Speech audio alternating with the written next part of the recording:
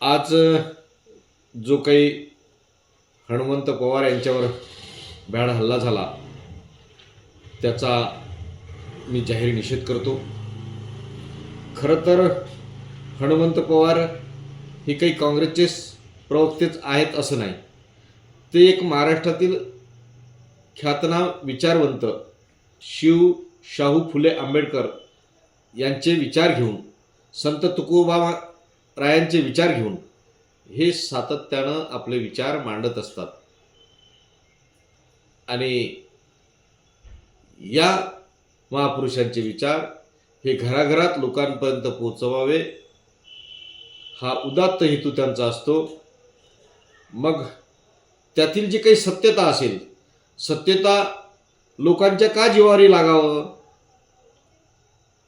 का त्यांच्यावर या पद्धतीनं त्यांचा आवाज दाबण्याचा प्रयत्न करावा, हा त्यांच्यावर झालेला भ्याड हल्ला हा निंदनीय बाब आहे. ही पुरोगामी विचार दाबण्याची प्रवृत्ती आहे. कलबुर्गी असेल, दाभोळकर असतील, पानसरेजी असतील, यांच्या जशा पद्धतीनं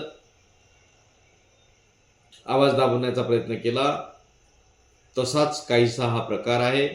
त्याचा आम्ही जाहीर निषेध करतो.